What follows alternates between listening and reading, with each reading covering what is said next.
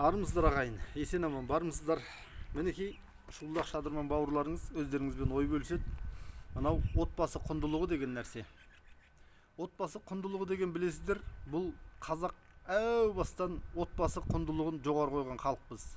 Мынау ажырасу, қатын жіберу, байдан қайту деген нәрсе қазақта болмаған. Енді келіп, мынау арабтың идеологиясында талақ айту деген нәрсе бар. Қатынды жібере салу деген нәрсе. Ол қазаққа тура келмейді. Қазақ айтады, атың жаман болса сатып құтыласың, қатының жаман болса қайтып құтыласың дейді. Онан кейін қазіргі заманда мынау көптеген енелерде ішіме сыйған қызым сыртыма сияды деген сөз бар. Онан кейін көптеген ұлдың ана әке шешесінде мынандай сөздер бар. Кім қатын жібермей жатыр дейсің, бала ертең өзі тауып келеді. Мен ұлыма қатын көп, қатын әперем, қыздай әперем деген секілді. Отбасы құндылығын сақтамайтын, отбасы құндылығын аяққа таптайтын адамдар көп жетеді. Соның нәтижесі ретінде былай неге қарасаңыздар, айналаға қарасаңыздар, таяқ лақтырсаң ажырасқанға тиіп жатыр ғой қазір.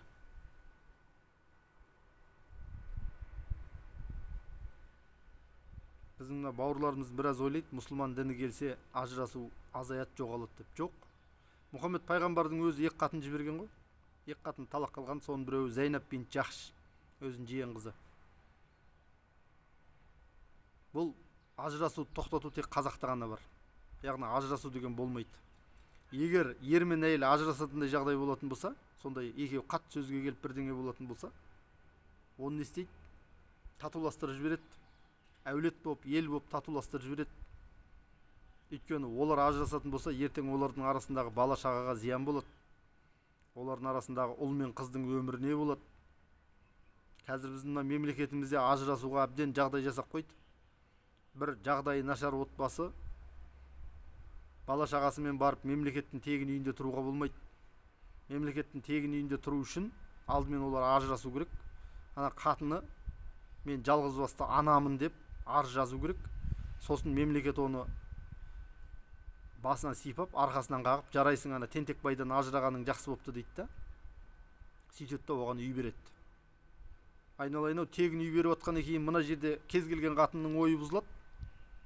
Рахат болды ғой, мемлекет деген рахат екен. Мына байдың айтқанын тыңдап, бұларға иіліп сәлем салып, ақ жаулық тағып, жұмысын істеп, маған ненің азабы? Туып тастаған бала шағам бар, аман болса өздері асырайды, өзім жұмысым бар, дипломым бар, өкіметтің тегін үйі бар дейді да, құтырып шығады ол. Сондықтан біз ел болып, жұрт болып, осы нәрсе мемлекеттік дәрежеге шығаруымыз керек. Ол үшін алдымен әулеттің не екенін білу керек. Біз әулетімізді көтермей, ол ешқайда бармайды, сіздерге айтайын. Қазақ әулетімен қазақ болған, білдіңіз ба? Ал қазақылық деген бұл идеология, қазақ деген соны ұстанған адам, ал ұлтымыз біздің әркімнің өзінің ру тайпасы. Мысалы, мен ру тайпам үлкені Дулат, бергісі Сыйқым, онан кейін Шуылдақ. Шуылдақтың ішінде бізде мына әулетіміз Қасаболат әулеті, 7 атадан қосылатын әулет Қасаболат деп аталады. Мінекей әркім өз әулетін түгендеген кезде, кешегі Алтынбек Сәрсенбаев құсап ешкімді ат тастай алмайды ол кезде. Өйткені оны үйтіп ат тастайтын болса, артынан әулеті көтеріліп кетеді. Білдіңіз ба? Қазір біреуге бірдеңе жоғары жаққа біреуге барып бірдеңе айтпақшы болсаң, тыңдамайды да. Анау анаған сілтей жібереді, болды, сонымен айдалада қаласың лағып, ұлып, ит құсап. Ал егер артыңда бір әулет, бүкіл әулет тұратын болса, бүкіл ру тайпаң тұратын болса, онда тыңдайды. Өйткені бүкіл Шуылдаққа, бүкіл Сыйқымға, бүкіл Дулатқа қарсы келу қандай, болмаса бір Шуылдақ Шадырманға қарсы келу қандай, болмаса бір Алтынбек Сәрсенбаевты ат тастай салу қандай, болмаса бүкіл Албанға қарсы шығу қандай екен. Кезіндегі Бексейіт Түлкиев деген жақсы жігіттер болды. Марқұм, иман саламат болсын. Сұраусыз кетті. Неге? Өйткені артынан сұрайтын еркек, кіндік, кегін, ата кегін қуатын ру әулет қалмады ғой. Қит етсе, рушылдыққа бөлінбе дейді. Енді қайтеміз. Өзіміздің тегімізден безейік пе сонда? 7 атамыздан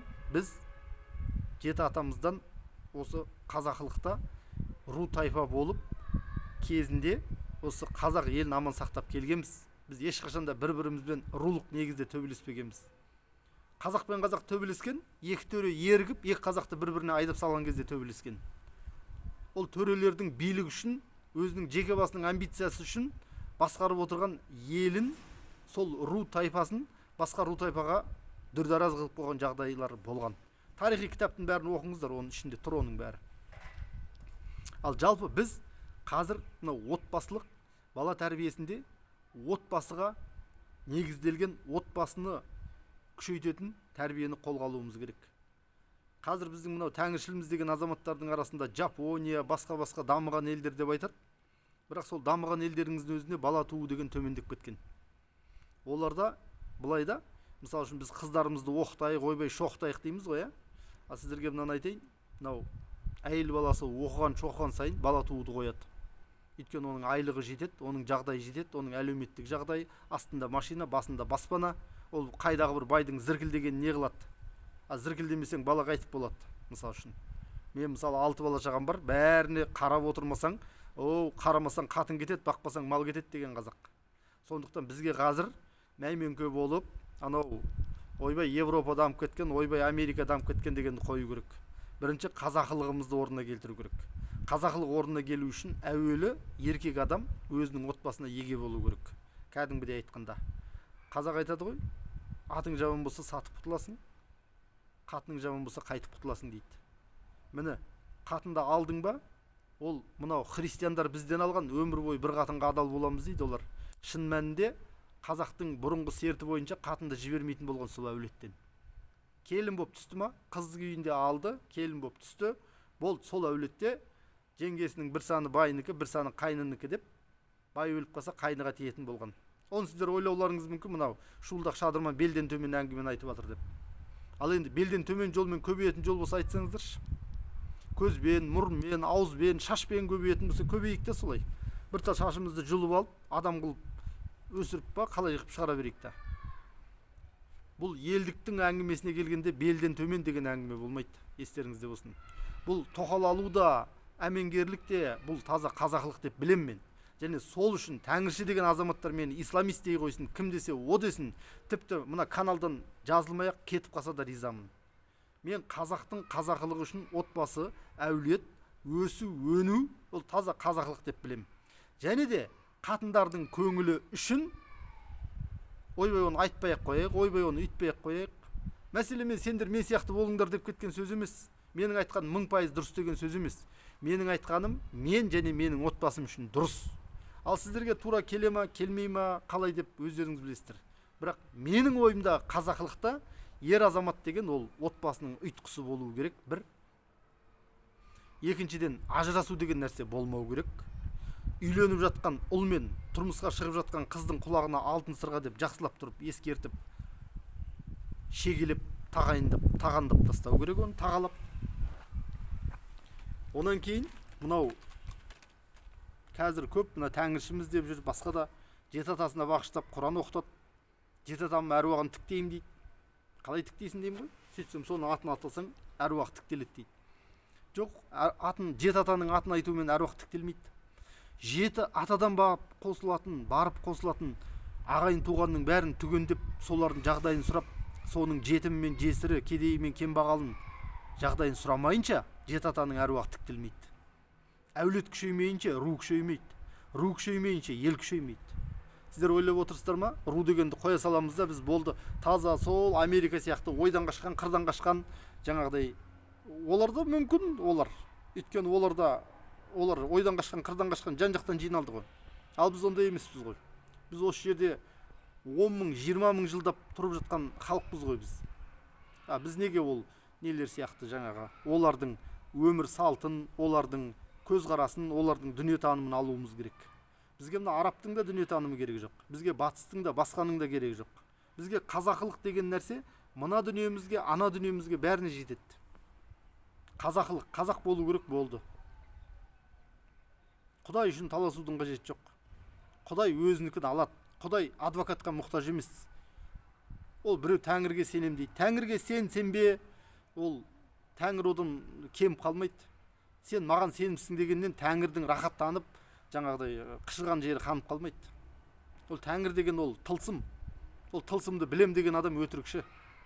Өйткені тылсымды білуге адамның мына миы жетпейді оған.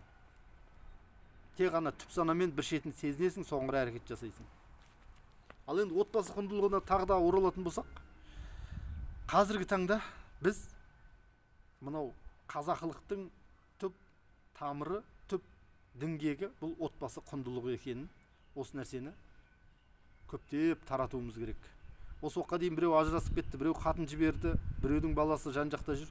Оның бәрін тізімге алып, жағдайын сұрап, мүмкіндігінше солармен байланыс орнатып, олардың кем-кетігін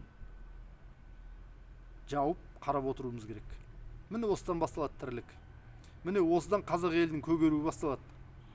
Ал жетімің мен жесірің қаңғып жүрген кезде өзің отырып алып аузыңды көпіртіп, тоқайыпты құлатып тастау керек. Болмаса жаңағыдай жемқор билікті құрту керек. Біздің қазақ оянбайды. Оянсаң жетімің мен жесіріңді жинасайшы сонда. Жесір болған жеңгеңді алсайшы сонда. Қатының рұқсат бермейді ғой, қатынмен сөйлессе онда. Өйткені ол жеңгенің басына туған күн, сол қатынның басына да туу мүмкін екенін ол білу керек қой. Мен қатын деп айтты, мынау анайы болып кетті, мынаусы қатты айтады екен деген сияқты ойларыңыз болуы мүмкін. Ол жағын енді өздеріңіз білесіздер. Қатын деген қазақтың жеті атадан бері келе жатқан сөзіміз. Ешкімнің әкесін, шешесін боқтап отырған жоқпын. Жалпы айтпағым, қазақ елім, маған сене бермеңіздер. Әркім өз миымен жұмыс істесін. Маған подписчик те болмаңыздар. Болам деген адам өзі біледі. Дегенде менің негізгі бағытым, әр адам өзінің мына жерін қосса деймін. Ойбай ана Шуылдақ Шадырман деген данышпан екен, соны тыңдайық. Ойбай ана Уағызшы данышпан екен, соны тыңдайық. Не қыласың тыңдап? Өзің мына жерің бар ғой. Ойлансайшы кішкене. Уақыт бөлгендеріңізге көп алғыс. Арда болайық.